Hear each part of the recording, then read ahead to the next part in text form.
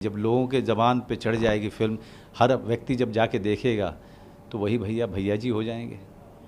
तो आपने कहीं ना कहीं भैया को भैया जी बनाने के लिए इस बार आपने सोच लिया है? मेरे दिमाग में तो हमेशा से भैया जी ही रहे हैं, क्योंकि मैं बिहार का हूँ और इस यहाँ की संस्कृति, यहाँ के परिवेश में पला बढ़ा हूँ। तो मेरे लिए भैया भी, हमारे बड़े भैया भी भैया ही बोलते हैं या भैया जी बोलते हैं।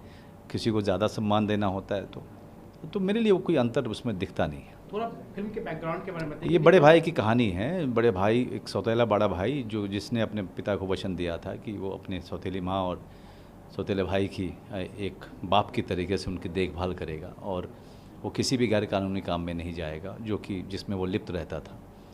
और आज जब सब कुछ सही हो रहा है तभी एक ऐसी मुसीबत इनके सर पे पड़ती है जहाँ पे अब इनको जो है अपने परिवार के साथ जुड़ना है, परिवार की इमोशन को आगे लेके जाना है और परिवार की रक्षा करनी है। ये जो फिल्म का ट्रेलर हमने देखा उसमें जो पहले एक ज़माने में आता था, आज से अगर बात की जाए 10 साल 20 साल पहले, जब वो मार धार वो म्यूजिक तो कुछ इस टाइप का लगा, तो मतलब क्या दिमाग में था जब ये बनाने से? जी, हमारे तो दिमाग में यही था। मेरे लिए तो ये था कि हम सब के लिए ये ट्रिब्यूट है 70 के दशक को। 70 के दशक में जो मेन स्ट्रीम की फिल्में बनती थी उसमें नायक अमूमन छोटे शहर गाँव से आता था और वहाँ की परंपरा वहाँ के जड़ से जुड़ी हुई कहानी होती थी। भले ही वो लार्जर देन लाइफ होती थी, उनके एक्शन बड़े लार्जर देन लाइफ होते थे। अब बताइए और या फिर नीचे के तबके के लोगों की बात होती थी, नायक वो होता था।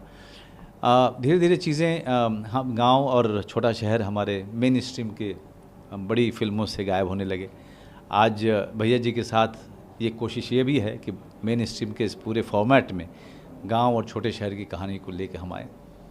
ये आपकी 100वीं फिल्म भी है जैसा हमने सुना है, तो ये कितना करीब है? क्योंकि ऑब्वियस सी बात है कि जाहिर सी बात है कि जब 100 काम आप कर चुके हैं तो मेरे लिए ये बहुत ही महान उपलब्धि है कि मैं जिस इंडस्ट्री में सोचता था कि 10 फिल्में भी नहीं कर पाऊँगा, वहाँ तक कभी पहुँच ही नहीं पाऊँगा। आज जब मुझे बताया गया कि ये 100वां काम है तो मेरे लिए भी आश्चर्य था कि मैं कैसे ये कर गया। ये मुझे भी लगा कि जैसे कोई चमत्कार है। इसमें एक्शंस मूवी है, मैंने एक्शंस देखे। एक्शन भी बहुत सारे हैं, हाँ जी, और काफ़ी इमोशनल है। इमोशनल एक्शन फिल्म इसको कहेंगे। सुने कि आप इस उम्र में भी सारे एक्शन आपने ही किया? जी, 98% मैं पूरे गर्व से कह रहा हूँ।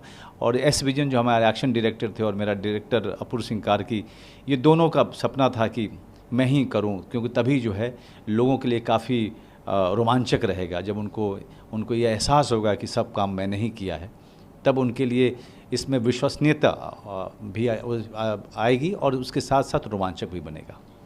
इस दौर में जहां करोड़ों अरबों की मूवी बनती है, बड़े बड़े स्टार सन और डॉटर इंट्रोड्यूस हो रहे हैं मार्केट में, वैसे में आप हमेशा लिंक से अलग मूवी बनाते हैं और लोग का प्यार भी मिलता है, इस पे क्या कहेंगे?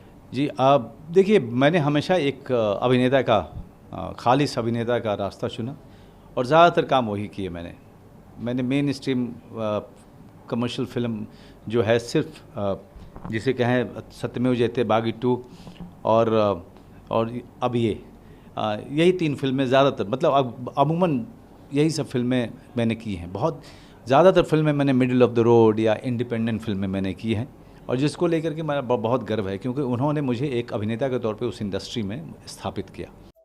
Subscribe to Midday India. Get direct notifications on all our videos by clicking on the bell icon.